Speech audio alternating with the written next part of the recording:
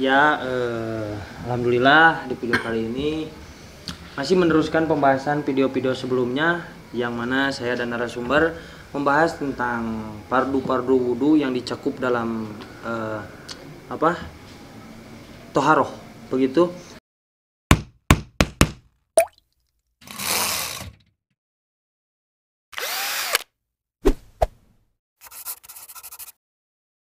Dan kemarin saya dan narasumber membahas tentang fardu wudhu yang keempat, yaitu tentang membasuh kepala, membasuh rambut.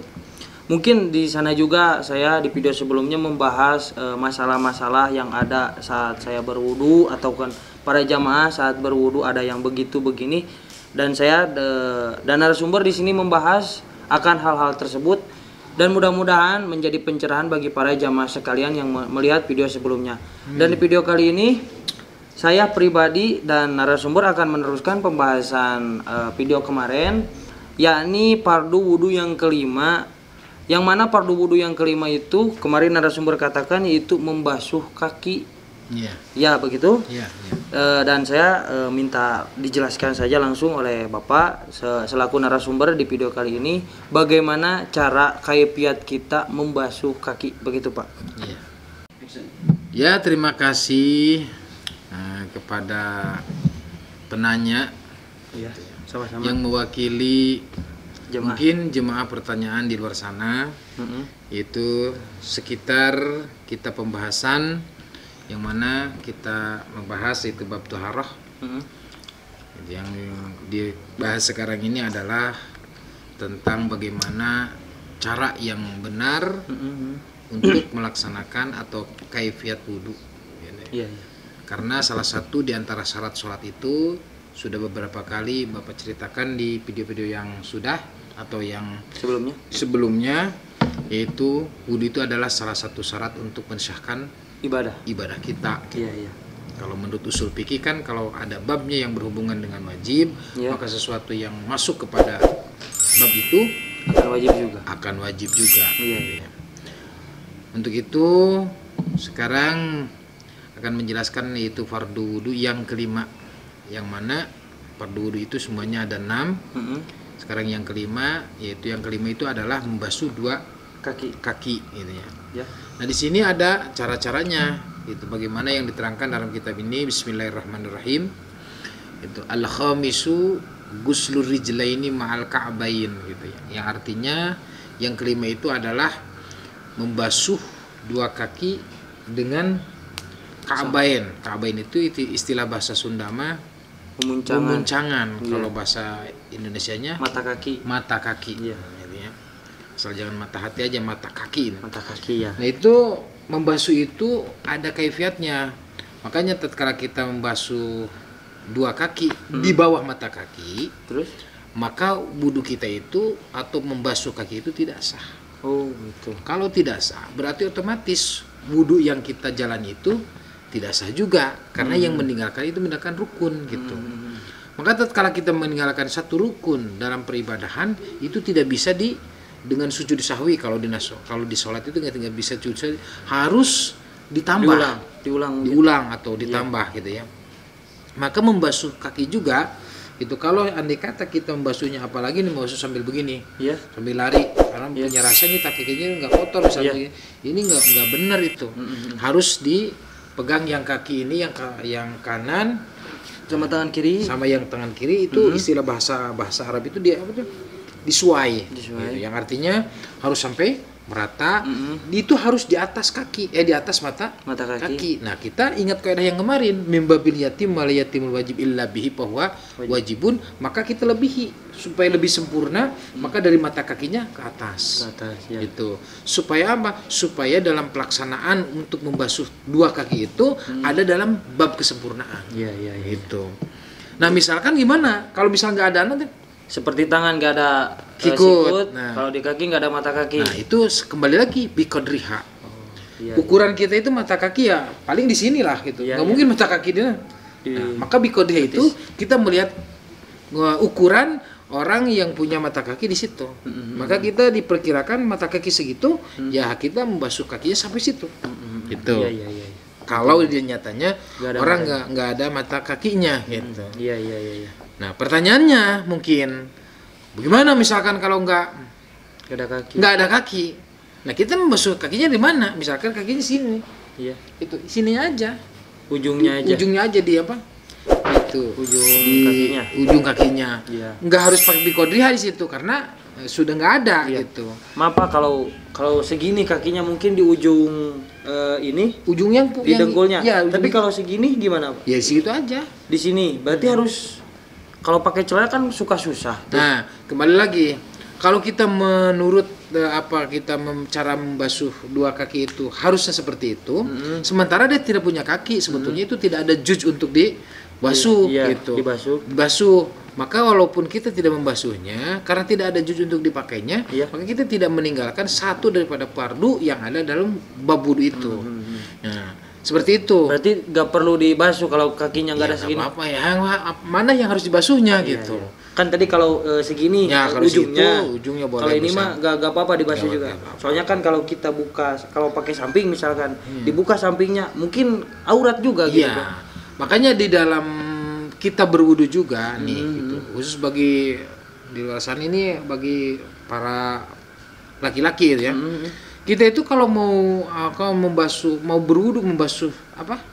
Kaki, Iya. kita kan suka pakai celana nih segini nih. Iya, iya. Jangan sampai di celana segini. Ini Iya. kan aurat kita Aurat, terlihat. iya, iya. Gitu. Artinya gimana? Ditutup lah segini. Di bawah Gitu. dengkul Nah, mungkin. di bawah dengkul. Gitu. Makanya kalau di kesini kan, itu aurat kita ini terbuka. Selama aurat kita terbuka, berarti kita tidak menjalankan apa yang perintah syara. Iya, iya. Akan selamanya terus dosa-dosa dan dosa gitu. Iya, iya, iya. Makanya cara kita berwudu itu bagi laki-laki itu tidak boleh pakai celana yang Pendek. di atas apa? Dengkul. Di atas dengkulnya atau di atas lututnya. Karena aurat daripada laki-laki itu baina surrati warukbati, antara udahnya dan pusarnya dan dengkulnya. Iya, iya, iya. Makanya kalau kita mau berabdas, makanya di situ ada celana, kalau istilah bahasa kalian itu celana apa tuh? Celana tas atau komprang lah gitu. Komprang frontok. Nah, itu untuk menutupi dengkul kita atau lutut kita Iya, sehingga aurat kita tidak terlihat. Oh, berarti kalau pakai samping juga kalau mau disingsatin, Iya. diangkat begitu, berarti harus di bawah lutut. Iya. Oh, begitu ya. Di sini.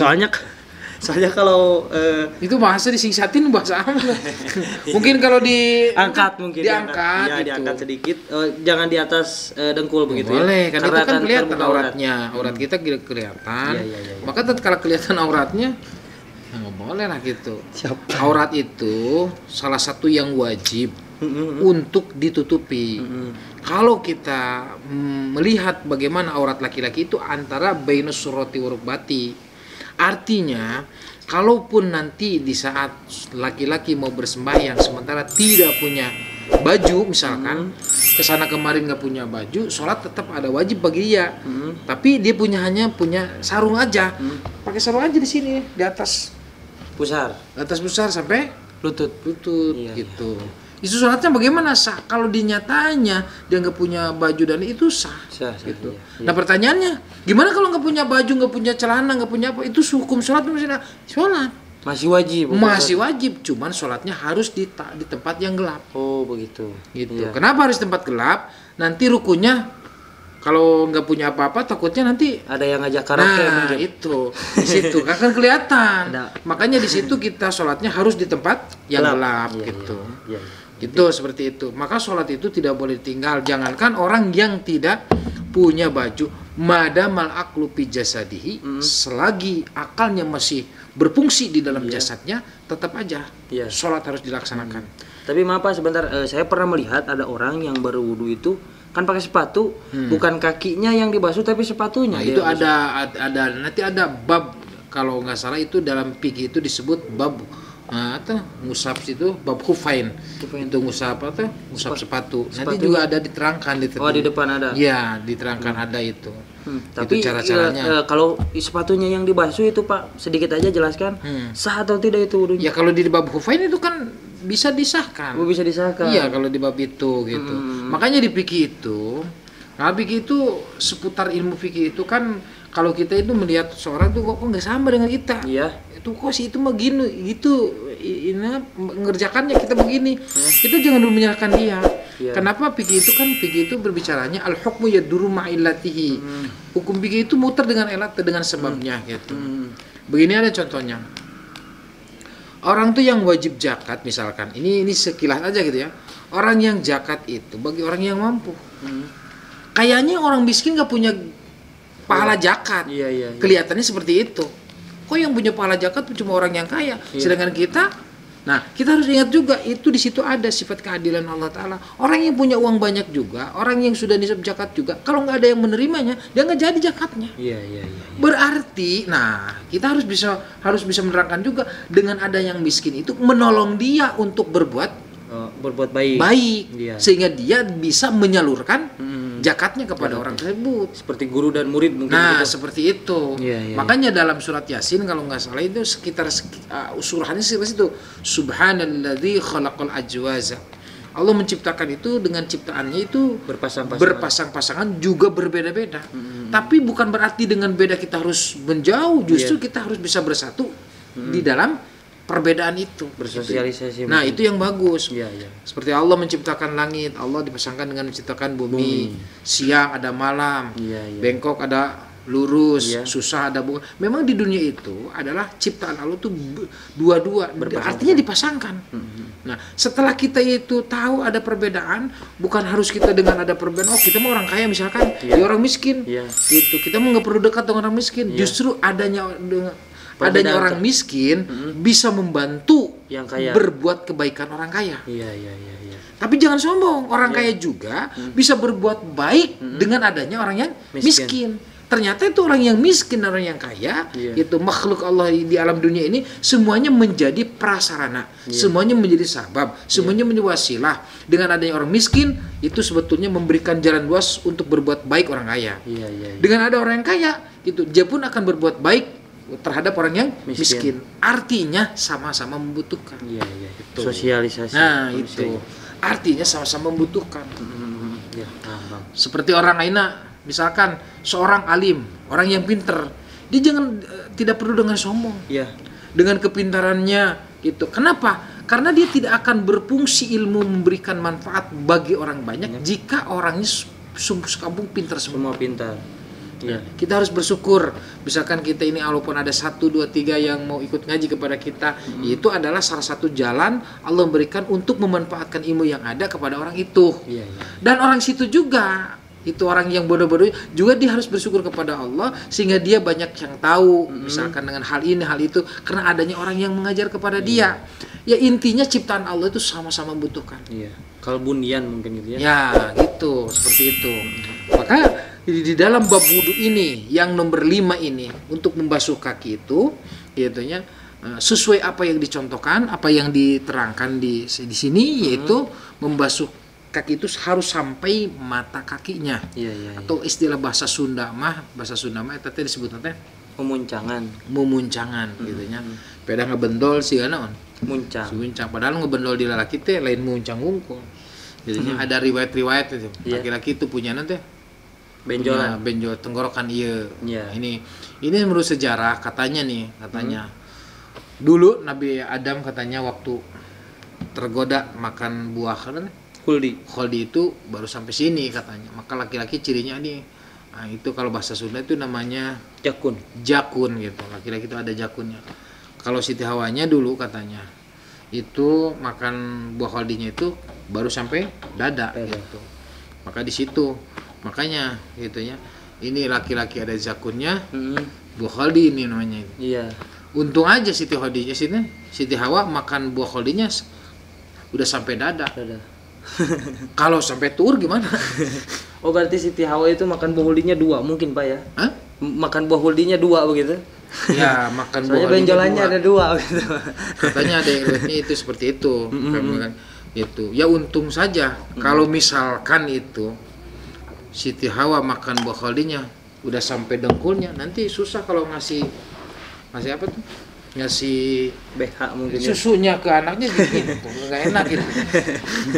Makanya di situ diperindah mungkin itu sudah ada di Lauh Mahfudnya atau dari sananya gitu. Nah, itu ciri-cirinya gitu. Nah, maka untuk itu untuk melaksanakan wudu yang sesuai apa yang dicontohkan dan yang sudah dimudahkan oleh ulama dari berbagai kitab fikih, gitu ya. Fikih itu kan beda-beda gitu ya, beda-beda ilatnya bagaimana gitu ya. Yang penting jangan kita menyalahkan orang lain dulu kalau memang kita belum tahu ilatnya gitu ya. Karena fikih banyak ilatnya.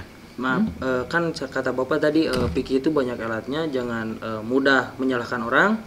Tapi saya pernah mendapat keterangan kalau fikih itu fahkum bidohir, menghukumi hal-hal yang dohir begitu.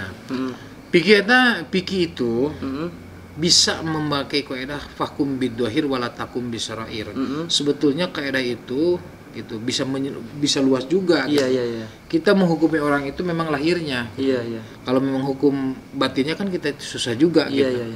Nah, kenapa seperti itu? Karena Imam Syafi'i fikih yang dipegang kita itu al umur, gitunya bimaqasidiha. Bagaimana yang kita maksud? Artinya kalau kita melaksanakan apa saja, kalau sudah niatnya baik, gitu, niatnya udah baik, gitu, maka konsekuensinya dengan niat baik itu pasti akhirnya akan baik walaupun, nah itu juga dalam perjalanannya atau dalam pekerjaannya banyak hal-hal yang dia nggak suka, gitunya. Kayak ibadah aja gitu, ibadah tuh gitu kadang-kadang kita itu ibadah itu kan ada nikmatnya juga, mungkin nikmat di situ adalah nikmat menurut kita gitu. Beda di saat itu kitanya beribadah tidak banyak pikiran hal dan lain-lain gitu. Maka untuk itu dalam perjalanan seperti itulah ibadah itulah yang diharapkan oleh Allah Subhanahu wa taala, karena Allah sudah menjanjikan dalam Al-Qur'an firman Allah Subhanahu wa taala, bismillahirrahmanirrahim, innas sholata tanha 'anil fahsya'i wal munkar. Sesungguhnya sholat itu bisa menjadi penjaga benteng gitu. Fahsya itu ini. Fahsya itu ucapan yang jelek mungkin. Ya, Allah akan menjaga jika memang sholatnya benar. Iya. Juga wal munkar, artinya munkar itu bisa melaksanakan, aku juga akan menjaga dari segala sesuatu yang dikerjakan oleh kaki kita, yang mana kita melangkah menjadi dosa, yang dipegang menjadi dosa, itu akan diraksa juga, akan menjaga juga. Ka'annahu itu memang sholat itu bisa menjadi benteng dari segala sesuatu, khususnya yang akan menjadi jelek dan merugikan kita. Iya. Ya mungkin yang jadi pertanyaan kita, sholatnya yang gimana? Sholat yang mengikuti segala sesuatunya yang pernah dicontohkan oleh Nabi kita. Gitu. Iya. Ya contoh Nabi kita mah sholatnya ini aja. Makanya orang yang bisa baca kitab lalu difahami, diamalkan sesuai apa yang ada di kitab, berarti sholat itu yang mencontoh kepada Nabi. Iya. Nah pertanyaan kita, orang yang nggak bisa baca kitab gimana? Mau sholat mencontoh Nabi gimana? Mau mencontoh Rasul dalam berumah tangga gimana? Sementara kita kan ke kitab nggak bisa. Nah kalau memang kita di antara kita tidak ada yang bisa kitab, tidak banyak orang yang bisa baca kitab, maka kita jangan kecil hati. Itu datangkan aja orang yang bisa baca kitab, lalu kita dengarkan apa yang isinya dalam kitab. Cuman satu syaratnya, mendengarnya jangan sambil tidur, itu aja. Intinya mengaji aja gitu. Nah, makanya ngaji itu tidak ada amalan yang bisa melebihi daripada ngaji. Gitu. Insya Allah. Kurang bisa sah dalam ibadah mungkin adanya di ngaji begitu Pak ya? Iya, dalam segala hal. Iya, jangankan untuk sembahyang juga, ngomong aja. Iya. Ngomong ini ingin benar itu harus pakai ilmunya. Iya. Makanya ada keterangan hadis yang menerangkan min husni islami mar'i tarku malayuni. Itu baiknya seseorang yang memegang keislaman, dia yang bisa menjaga apa yang diucapkannya yang tidak ada manfaatnya. Iya. Ngerti. Ya kalau seperti ini mungkin ada satu poin-poin yang memberikan manfaat tidak untuk orang di sana juga, buat kita bisa gitu. Iya. Jadi tujuannya itu kita itu menyampaikan apa yang kita bisa, bukan artinya kita mau sombong dan lain-lainnya. Ini mah boleh dikatakan mengobrol gitu. Apa yang kita obrolkan, kalaupun di luar sana tidak membutuhkan apa yang diobrolkan kita, ya buat kita juga nggak apa-apa. Karena ilmu itu harus diamalkan, harus disampaikan. Adapun orang mau mengikuti kita atau tidak, itu bukan urusan kita. Gitu. Nah seperti itu.